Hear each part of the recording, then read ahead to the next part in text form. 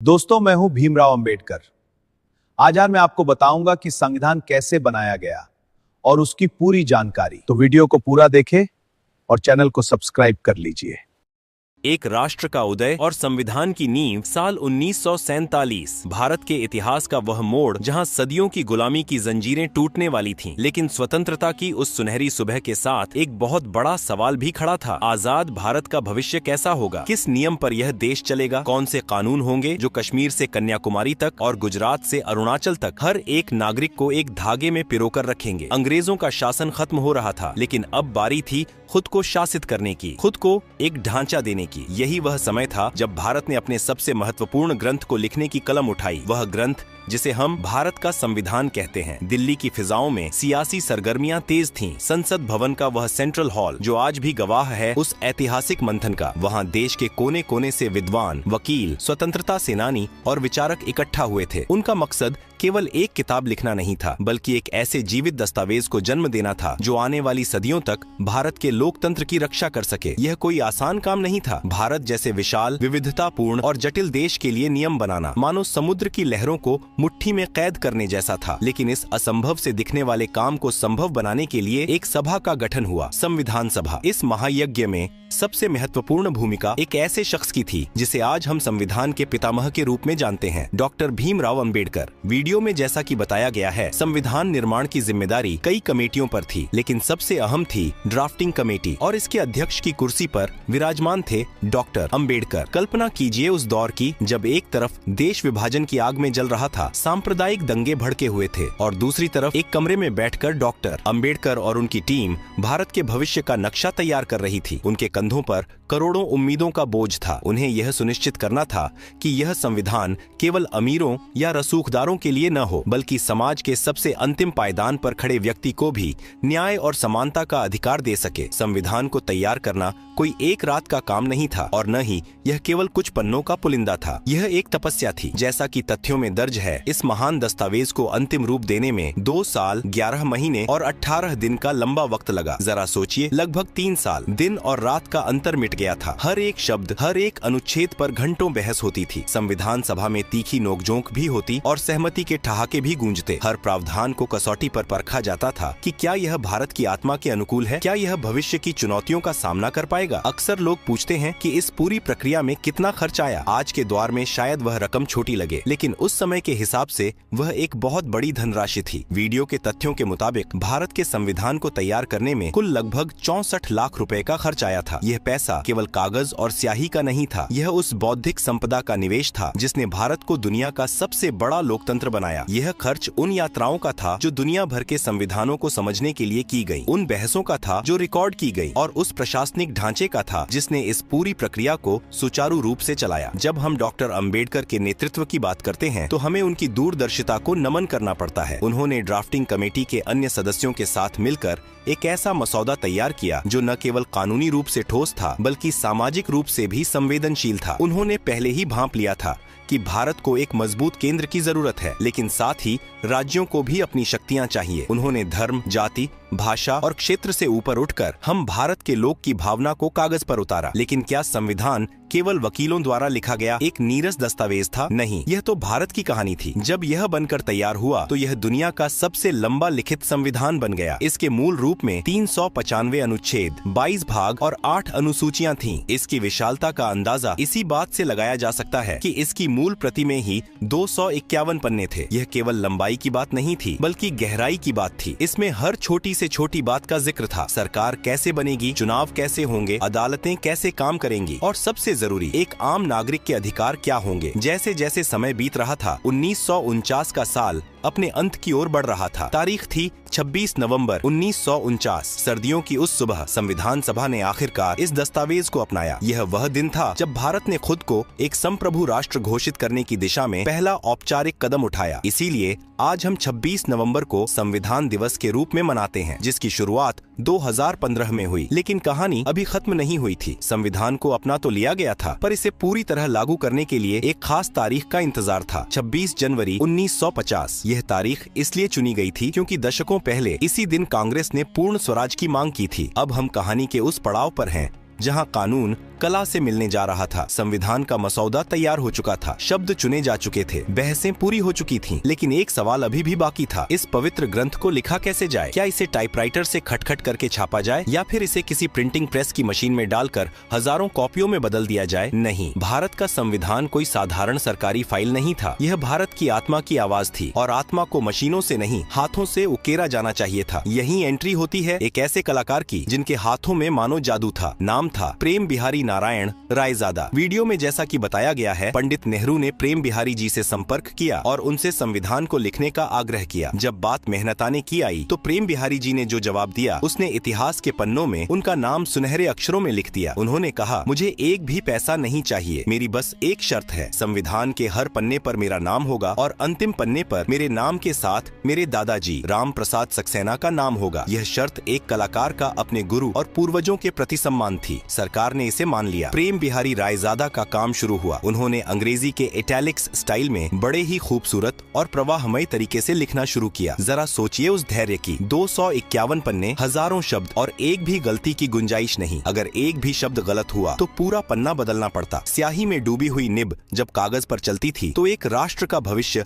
आकार ले रहा होता था। यह केवल लेखन नहीं, एक साधना थी। 6 महीने तक प्रेम बिहारी जी एक कमरे में बंद रहे और अपनी कलम से भारत की किस्मत लिखते रहे। यह दुनिया का सबसे बड़ा हस्तलिखित संविधान बन गया। लेकिन रुकिए, क्या संविधान केवल काले अक्षरों का एक दस्तावेज था? बिल्कुल नहीं। भारत रंगों का देश है, उत्सवों का देश है और कहानियों का देश है। तो हमारा संविधान सादा कैसे हो सकता था? इन पन्नों को खूबसूरती देने का जिम्मा उठाया शांति निकेतन के महान चित्रकार नंदलाल बोस और उनकी टीम ने। नंदलाल बोस, जो भारतीय कला के पुरोधा माने जाते हैं, अपने शिष्यों के साथ इस काम में जुट गए। उन्होंने संविधान के हर भाग की शुरुआत में एक ऐसा चित्र बनाया जो भारत के 5000 साल पुराने इतिहास की कहानी कहता है। यह केवल सजावट नहीं थी, यह भारत की सभ्यता की यात्रा थी। वीडियो में दिखाए गए चित्रों पर गौर करें तो एक अद्भुत पैटर्न नजर आता है। संविधान के भाग 1, संघ और उसका राज्य क्षेत्र में उन्होंने हड़प्पा और मोहनजोदड़ो की मोहरें बनाई जो भारत की प्राचीनता को दर्शाती हैं। जैसे जैसे पन्ने पलटते हैं, इतिहास आगे बढ़ता है। वैदिक काल के ऋषियों के आश्रम दिखाई देते हैं जो हमारी गुरु शिष्य परंपरा का प्रतीक है। सबसे दिलचस्प चित्र भाग 3 यानी मौलिक अधिकारों वाले हिस्से में है। यहाँ भगवान राम, माता सीता और लक्ष्मण को लंका विजय के बाद अयोध्या लौटते हुए दिखाया गया है। यह चित्र यूं ही नहीं चुना गया था। राम राज्य को न्याय और आदर्श शासन का प्रतीक माना जाता है और मौलिक अधिकार भी नागरिक को न्याय दिलाने का सबसे बड़ा हथियार है। इसी तरह भाग 4 नीति निर्देशक तत्व में भगवान कृष्ण अर्जुन को गीता का उपदेश देते हुए नजर आते हैं जो कर्तव्य और कर्म का संदेश है। शांति निकेतन के कलाकारों ने किसी धर्म विशेष को नहीं बल्कि भारत की समग्र संस्कृति को उकेरा। पन्नों पर भगवान बुद्ध और महावीर के चित्र शांति और अहिंसा का संदेश देते हैं। फिर इतिहास मध्यकाल में प्रवेश करता है। भाग 6 और उसके आगे के पन्नों पर बादशाह अकबर और मुगल वास्तुकला की झलक मिलती है। फिर आता है मराठा और सिख साम्राज्य का द्वार जहां छत्रपति शिवाजी महाराज और गुरु गोविंद सिंह जी के चित्र वीरता की गाथा सुनाते हैं। और आखिर में स्वतंत्रता संग्राम। भाग 9 और अन्य हिस्सों में महात्मा गांधी की दांडी यात्रा, नोआखाली में दंगा पीड़ितों के बीच बापू और नेताजी सुभाष चंद्र बोस की आजाद हिंद फौज को दर्शाया गया है। यानी जब आप संविधान के पन्ने पलटते हैं तो आप केवल कानून नहीं पढ़ते, आप सिंधु घाटी से लेकर 1947 तक के भारत को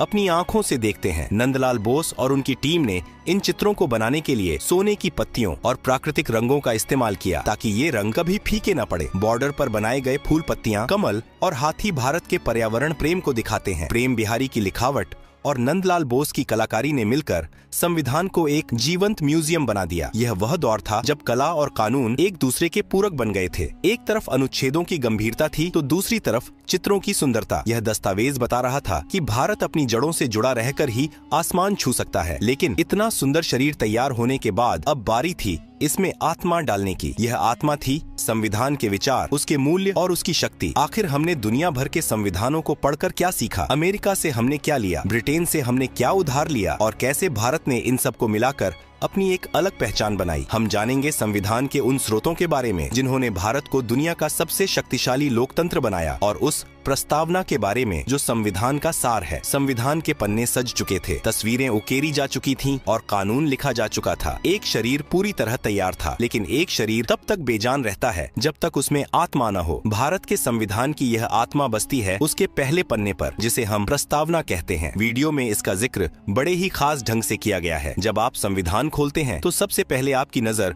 उन सुनहरे शब्दों पर पड़ती है, हम भारत के लोग। यह केवल एक लाइन नहीं, एक उद्घोषणा थी। यह बता रही थी कि अब भारत पर कोई राजा या अंग्रेज नहीं, बल्कि खुद भारत की जनता राज करेगी। इस प्रस्तावना में 4 ऐसे शब्द पिरोए गए जो इस नए भारत की दिशा तय करने वाले थे: न्याय, स्वतंत्रता, समानता और बंधुत्व। इसे संविधान का परिचय पत्र भी कहा जाता है, जो बताता है कि अंदर लिखे हजारों कानूनों का असली मकसद क्या है। लेकिन एक सवाल अक्सर उठता है और वीडियो में भी इस पर प्रकाश डाला गया है: क्या भारत का संविधान हमारा अपना है या हमने इसे दुनिया से उधार लिया है? आलोचक इसे उधार का थैला कहते थे, लेकिन डॉक्टर अंबेडकर ने इसका जवाब बड़े ही गर्व से दिया था। उन्होंने कहा था, हमें इस बात में कोई शर्म नहीं है कि हमने दुनिया के संविधानों से कुछ सीखा है। यह सच है कि हमारे संविधान निर्माता दुनिया भर में घूमे। उन्होंने अमेरिका, ब्रिटेन, आयरलैंड, कनाडा और कई अन्य देशों के संविधानों को छाना, लेकिन उन्होंने नकल नहीं की बल्कि मंथन किया। उन्होंने उन देशों की खूबियों को तो लिया, लेकिन उनकी कमियों को वहीं छोड़ दिया और उन्हें भारतीय परिस्थितियों के हिसाब से ढाल लिया। उदाहरण के लिए, जैसा कि वीडियो में बताया गया है, हमने ब्रिटेन से संसदीय प्रणाली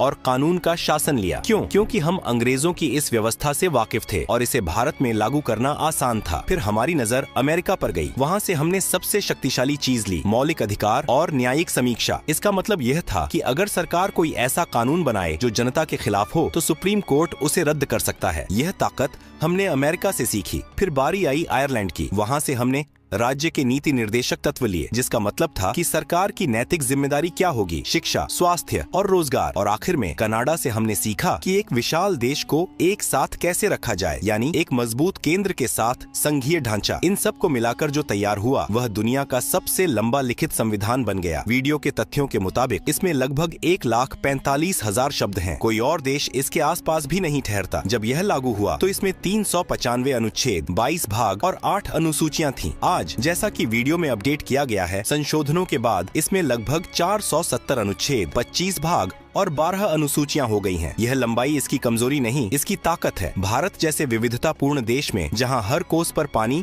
और 4 कोस पर वाणी बदलती हो, वहां हर चीज को स्पष्ट लिखना जरूरी था ताकि भविष्य में कोई विवाद न हो। लेकिन इस विशाल किताब के दिल में क्या था? वह था आम आदमी का कवच, मौलिक अधिकार। संविधान के भाग 3 में हमें 6 ऐसे अधिकार मिले जिन्होंने एक प्रजा को नागरिक बना दिया। समानता का अधिकार, चाहे राजा हो या रंक, कानून की नजर में सब बराबर। स्वतंत्रता का अधिकार, बोलने की, घूमने की और जीने की आजादी। शोषण के विरुद्ध अधिकार, कोई किसी को गुलाम नहीं बना सकता। धर्म की स्वतंत्रता, आप जिस भगवान को चाहें पूजें या न पूजें। संस्कृति और शिक्षा का अधिकार, अपनी भाषा और लिपि को बचाने का हक। संवैधानिक उपचारों का अधिकार, और अगर इनमें से कोई भी हक छीना जाए तो आप सीधे सुप्रीम कोर्ट का दरवाजा खटखटा सकते हैं। डॉक्टर अंबेडकर ने इसी छठे अधिकार को संविधान का हृदय और आत्मा कहा था। इस भाग में हमने देखा कि कैसे दुनिया भर के ज्ञान को निचोड़कर और भारत की जरूरतों को मिलाकर एक ऐसा दस्तावेज तैयार हुआ जो न केवल लंबा था बल्कि लचीला भी था। यह समय के साथ बदल सकता था, लेकिन अपनी मूल भावना को नहीं खो सकता था। अब सब कुछ तैयार था। वह तारीख नजदीक आ रही थी जिसका इंतजार सदियों से था। हस्ताक्षर हो चुके थे, स्याही सूख चुकी थी, लेकिन इस संविधान को सुरक्षित कहाँ रखा जाए? 26 जनवरी की उस सर्द सुबह क्या हुआ था? और आज 70 साल बाद वह असली किताब जिस पर प्रेम बिहारी की कलाकारी और डॉक्टर अंबेडकर के हस्ताक्षर हैं, वह कहाँ है? क्या वह सुरक्षित है? समय का चक्र घूमते घूमते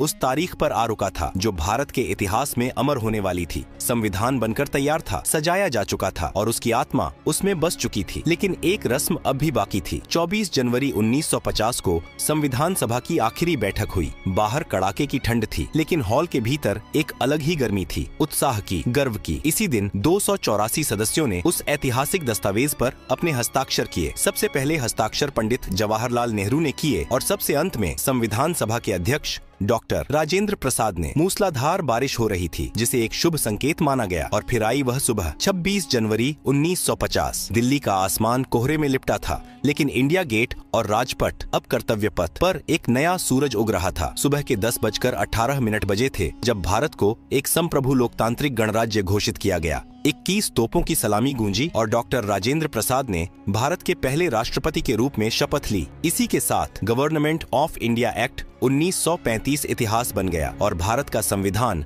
देश का सर्वोच्च कानून बन गया। तिरंगा फहराया गया और जन गण मन की धुन ने फिजाओं में देशभक्ति घोल दी। लेकिन सवाल ये है कि 26 जनवरी ही क्यों? संविधान तो 26 नवंबर 1949 को ही तैयार हो गया था। उसे 2 महीने तक क्यों रोका गया? जवाब इतिहास के पन्नों में छिपा है। 1930 में इसी तारीख को कांग्रेस ने लाहौर अधिवेशन में पूर्ण स्वराज की मांग की थी और रावी नदी के तट पर तिरंगा फहराया था। उस ऐतिहासिक प्रतिज्ञा को सम्मान देने के लिए संविधान निर्माताओं ने 26 जनवरी का दिन चुना। यह केवल एक तारीख नहीं बल्कि उन शहीदों को श्रद्धांजलि थी जिन्होंने स्वराज का सपना देखा था। अब जब संविधान लागू हो गया तो उस मूल प्रति का क्या हुआ जिसे प्रेम बिहारी रायजादा ने महीनों की मेहनत से लिखा था और नंदलाल बोस ने सजाया था? क्या उसे किसी अलमारी में बंद कर दिया गया? नहीं, वह मूल प्रति आज भारत की सबसे सुरक्षित धरोहरों में से एक है। वीडियो में जैसा बताया गया है, यह नेशनल आर्काइव्स ऑफ इंडिया या संसद भवन की लाइब्रेरी में एक विशेष कक्ष में रखी गई है, लेकिन इसे हवा में खुला नहीं छोड़ा गया है। कागज की सबसे बड़ी दुश्मन होती है हवा और नमी। ऑक्सीजन के संपर्क में आने से कागज पीला पड़ने लगता है और गलने लगता है। इसे वैज्ञानिक भाषा में फॉक्सिंग कहते हैं। हमारे संविधान को इस फॉक्सिंग से बचाने के लिए विज्ञान का सहारा लिया गया। इसे एक एयर टाइट कांच के केस में रखा गया है, लेकिन इसके अंदर हवा नहीं है, इसके अंदर भरी गई है हीलियम गैस। हीलियम एक